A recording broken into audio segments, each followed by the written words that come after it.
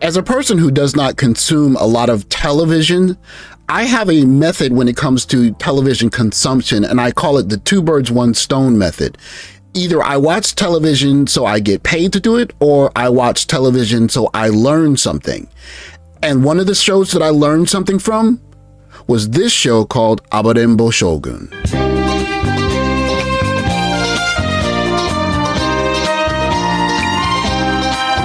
If you're a Westerner who has interest in Japanese history, it's a very good chance that you've come across the book or movie adaptation of Shogun, which literally means general or commander of armies.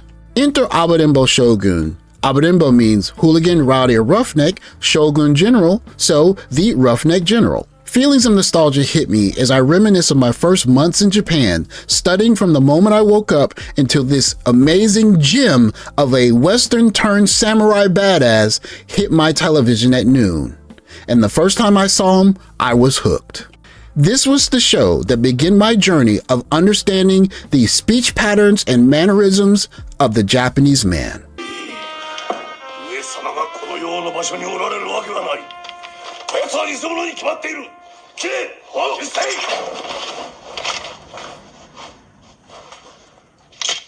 I know guys like to talk about going overseas to get girls, and that's all well and good. That's a part of the conversation. But another part of the conversation that needs to be had is when you go overseas, you need to associate yourself not only with girls. Something I suggest for guys going overseas is to find an elder man that's a mentor or a surrogate father, someone that can help you with the ups and downs and ins and outs of life in your new country.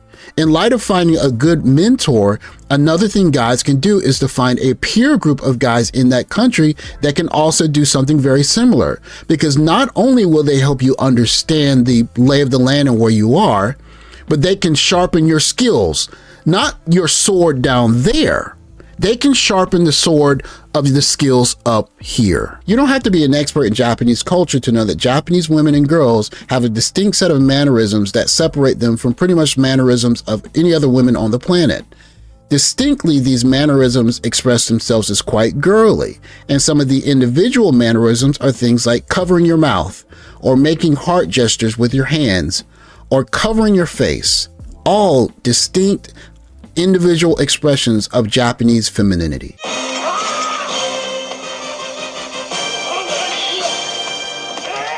Another word that masculinity and femininity is expressed is in diction or word choice.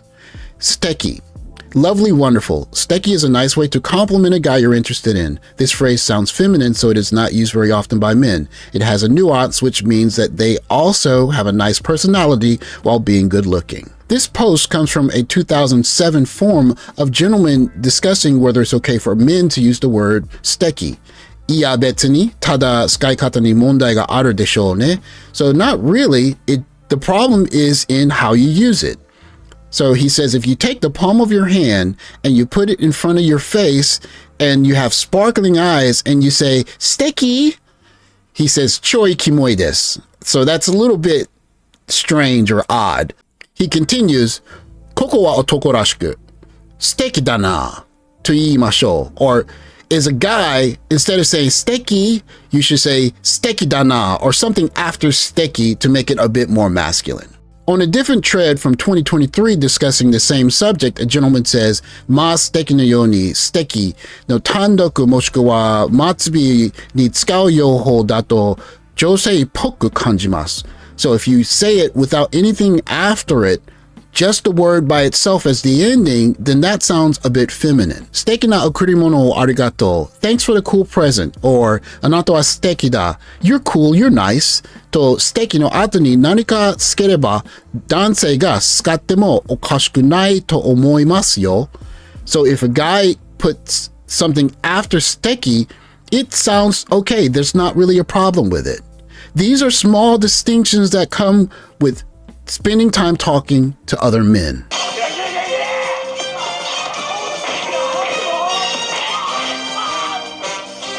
Excuse me, do you speak Japanese? ストリートスナップといって素敵な人の写真撮ってるんですけど、写真撮らせていただくときます。いいですか？ありがとうございます。家族ですか？家族ですよ。旅行してて。He wants to take a photo of us. I want to start by saying I'll never be someone to poo-poo someone's language skills.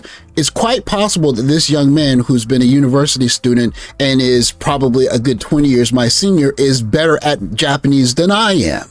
But I will say that 20 years in this country has given me some insight into some things, and I've had some experiences that has helped me notice some things. And I noticed two things in this particular interview. 自分だけです。住んでます。どこの国の方ですか？オーストラリア。もう2023年終わるじゃないですか。おります。この1年間の一番の思い出聞いてもいいですか？自分が、2年間ぶりにオーストラリアに戻ることです。帰られなくて、もう久しぶりに帰れて、それが素敵でした。みんな美男美女。 So he said here, "Steki deshita," which, you know, it could go either way, but from my experience, I've been around guys, and when a guy used the word steki, I've seen a group of Japanese men and other guys who speak Japanese actually kind of make jokes about it, like, why are you using that word? That's not a word for us. Of course, I was in an era that's known for a great machismo in even probably some Yakuza related guys. But that aside, generally speaking, I have heard very few guys over 40 or relatively masculine guys really use the word. There's another thing I want you to take a look at, so keep watching. それが素敵でした。みんな美男美女。いや、そんなことないです。そんなことない。そんなことない。 Here, when you hit his face, this is something we saw earlier in this video, along with saying sonokoto nai. And it's not that his Japanese is wrong. What this tells me is that he learned a lot of Japanese from his girlfriend.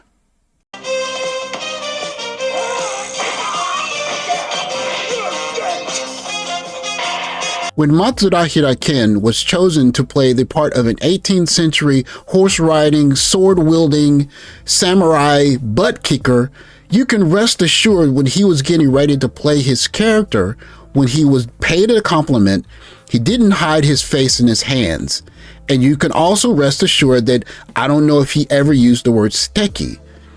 And these are things that people pick up on if you do more than just go after girls in a certain culture. Of course, I'm not saying that that's all that certain people do, but one thing that happens quite often to people when they go to a certain culture and they focus only on going after girls is that they end up mimicking girls' behavior and mannerisms and even tone inflection in speech because that's all they're around. And if you learn the language and the culture from the women alone, you will not only mimic them, but the guys that hear you speak the language will know that that's who you've been around most of the time, and they will draw conclusions from it.